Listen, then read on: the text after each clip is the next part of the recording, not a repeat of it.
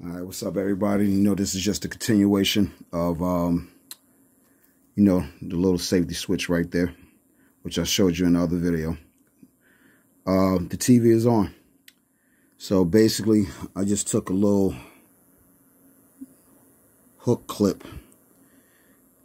And as you see, when the door pushes down on the clip, it engages the button right there at the bottom.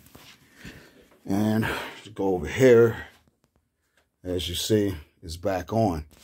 So hold on one second. Apologies. Let's go over here to the toolbox.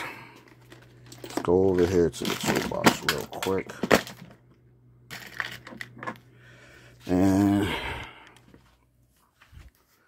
let's see.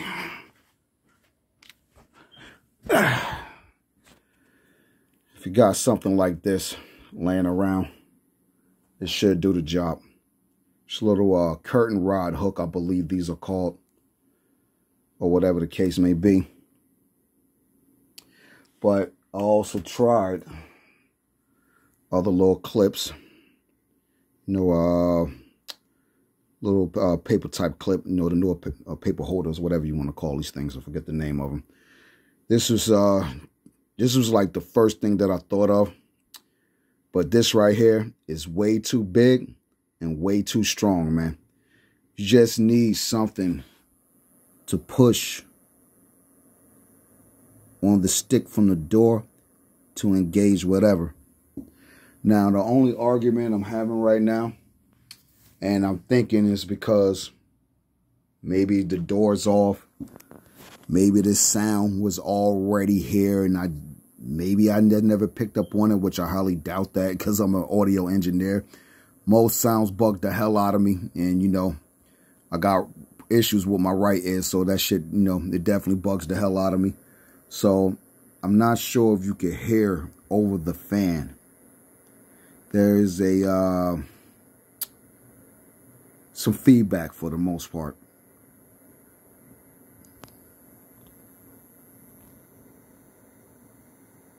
And I'm not sure if it's coming because of the clip attached to the metal.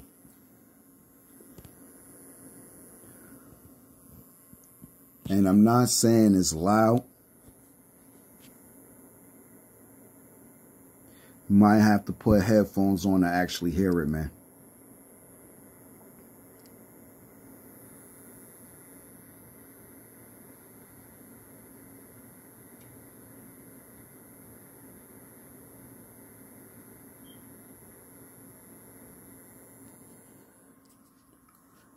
I'm just going to point the speaker part at the sound. And like I said, put some headphones on. You should be able to hear it.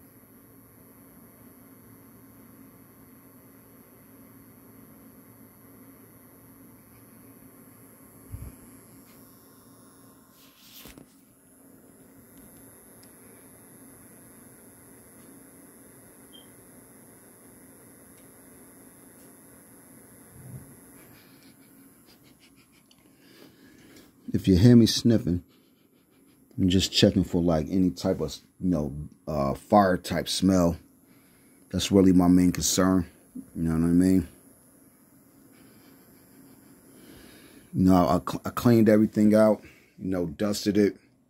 I thought I saw in one video where it could have been a fan, but unfortunately this fan right here is, just one guy had a video. You probably see it searching these TVs where he took the fan apart and he put a little bit of lube inside of it. But unfortunately, this fan is not one of those type of fans. This is a straight electronic fan with a, like a motherboard built inside of it or whatever. So, this is the original fan. And obviously, there's nothing wrong with it. The other fan right here, it's real quiet, man. And even though you see it moving, oscillating,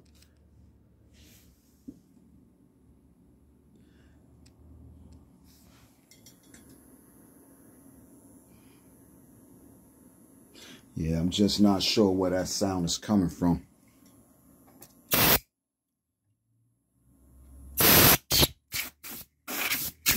dust from over there.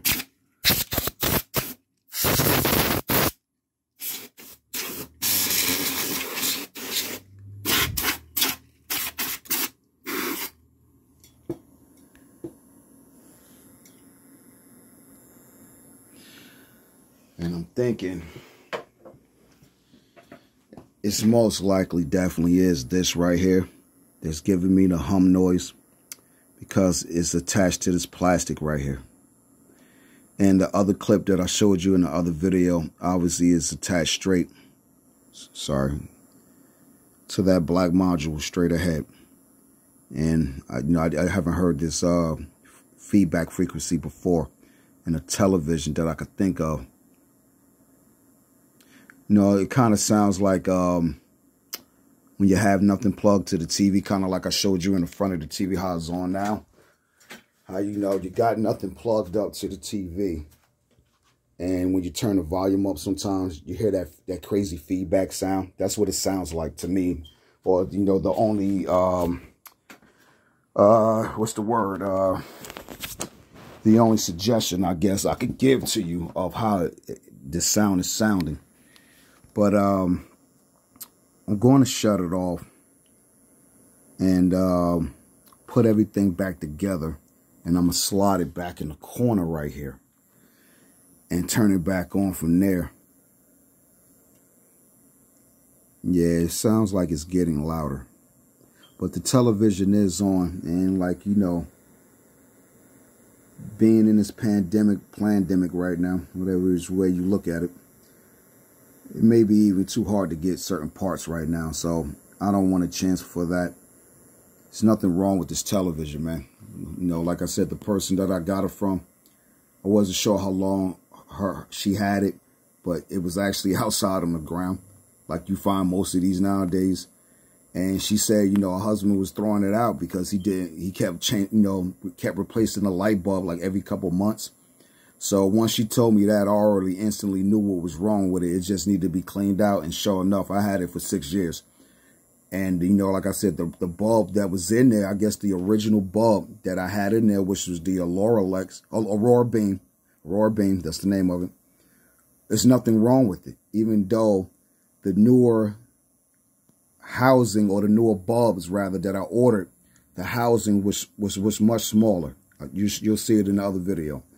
So, I took the new bulb out, put it in the old housing, slid it right in there. Be careful, because you see the safety pins in the old video. You don't want to force it in there, obviously. And if you got the exact same model with the screw on the door, like I said, I didn't. Yeah, it sounds like that thing is getting louder. The feedback, man. In fact, let me check the volume. Maybe we got some volume. Where's the channel? I think that's volume.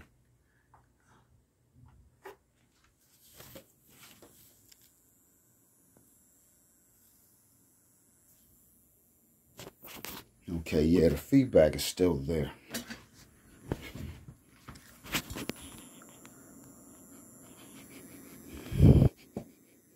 Also, make sure when you're looking in this thing, don't look at that light. You see it right there.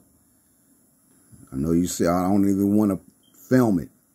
You feel me? Because I don't even want you looking at it. But try not to look at that. That's obviously the bulb.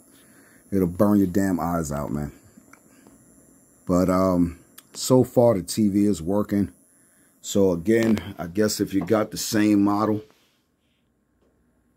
kds-r50 or r60xbr1, because this is also for the 6 and a 70-inch model. This came in a 70-inch model too, so you might see r70xbr1, which I did see one. Somebody had one for sale, and I wanted to get it. They had the original stand and everything, and I said, "Damn, I should upgrade." But I wound up buying a different TV because the one in the other room, it went out. But I wound up getting a better deal on a different TV because the guy gave me an Xbox 360. The TV and a bunch of other stuff with video games for like $125 for a 52-inch Sharp Aquas. I couldn't refuse that. That was the best deal, and spent another $100 on a whaling stand that I wound up getting from this guy that sold one up in Queens, New York. It was brand new in the box, so I lucked up. So, you know, like I said, if anything were to ever go wrong with this, you know, last of the Mohicans right here, and if I couldn't fix it on my own, you know, I still wouldn't throw it in a landfill because it could be repaired, man. And like I said, you know, if I ever find the time to do it or get, you know, if there's anybody out there, any of you electronic guys, you're in Jersey somewhere or tri-state area, you know, like you check my last video talking about where, you know, like the aesthetics of this thing. You know, it looks great, especially with the stand. And I wouldn't want to throw it out just because it's messed up. If I could ever get, like, you know, somebody to repair it, I mean, excuse me, not repair it, but upgrade it as far as take the panel out, put like a new 4K panel in this thing, you know, maybe put even new speakers, even though the sound on this thing is already immaculate. You know, this television is great for playing music and stuff like that, or watching movies with no extra sound bar, no extra home theater, no extra receiver. They don't need none of that, man, especially when you're only a couple feet away from it. You think you're in the movie theaters with this television. This is why I really love it, man. But unfortunately, you know, it's a projector. And not to say that's a bad thing, but, you know, unfortunately with projectors, you know, it has the color blocks or the lenses that are in it, even though that could be fixed too, though. But, you know, obviously it's getting older, the television. So, you know, what will be the purpose of keep trying to, you know, repair this thing if it goes down again? It's probably just better idea to just figure out a way to, you know, like I said, it could be taken apart. Screws all along the base. It's not like it's, you know, Sony made it to where you have to send it back to them. You could repair this thing yourself if you know what you're doing. But I'm not really, you know, a hardcore electrician repairman like that. I just dabble DIY or whatever. You know what I mean? So, you know, I'm a novice, rookie or whatever. But I like, you know, working with my hands. I always have. So it's easy for me to, you know, go do some research or troubleshoot and just try to take it from there. And take your time too if you're the same type of person, man. But that's all I wanted to say right now. Like I said, maybe I'll do another video. What did I just do with the daggone thing? The hook. What did I just do with it? Right here.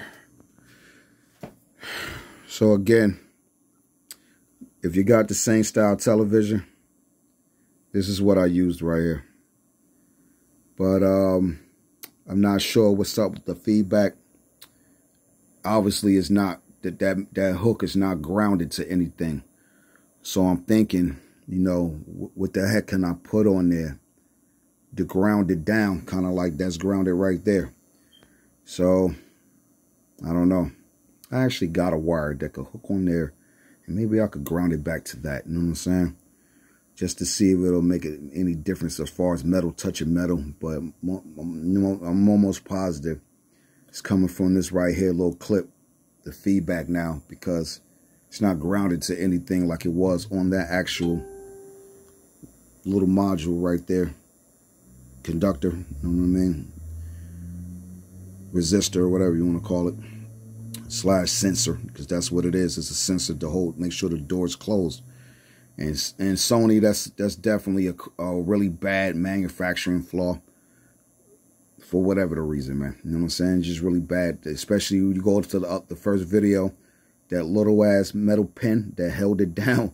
Like, come on, Sony, man, stop, yo. You know what I mean? Stop, bro. And I know this is an old TV. I shouldn't even be talking about that, but y'all still do that kind of stuff, because when you try to take apart certain things like a PlayStation, you got to have the right tools for that, man. So, you know, it ain't always about you manufacturers trying to make specific bolts and nuts to try to force us to take it back to you for repairs, man. Let us DIY this shit from now on out.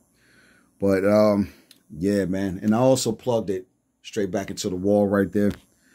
No, I didn't plug it back into the battery backup, or whatever the case be, even though I still might plug it back there. But you know, when you read the reviews and blogs and the manual online, this thing is meant to be plugged straight into the wall, because obviously it is a hungry beast for power. But yeah, that's it, man. I ain't gonna let this video go over 15 minutes. Like I said, you know, just take your time, look at some of these videos online, try to, you know, diagnose it yourself as much as possible. Get your manual online, read, video. and just take your time looking through the components of this stuff right here, man. And you'll figure it out. But don't throw it in the garbage, though, man. Get somebody to either buy it off you or try to fix it, or, you know, maybe take the idea that I got as far as cutting this thing out and trying to put a whole new panel, or maybe even a whole new projector up in there. That'll make it be easier when you take the back off and you just get to the actual projector itself that's in there. You know what I mean? I don't know. It's just an idea, but these things right here are definitely the last of the Mohicans, man, of televisions, man. And you would probably, I was thinking, like, you know, for the amount of money I might spend repairing on it, it would be the same as buying a new TV. You see what I'm saying? But if I could get somebody to, you know, go get the paneling and everything, because you could buy panels for cheap now, especially like on eBay and stuff like that, or even maybe get a used TV that's fairly new and just switch the parts or whatever the case be. But like I said, I'm not the electrician for that. Somebody holler at me, man. DJ Seg 1, I'm out.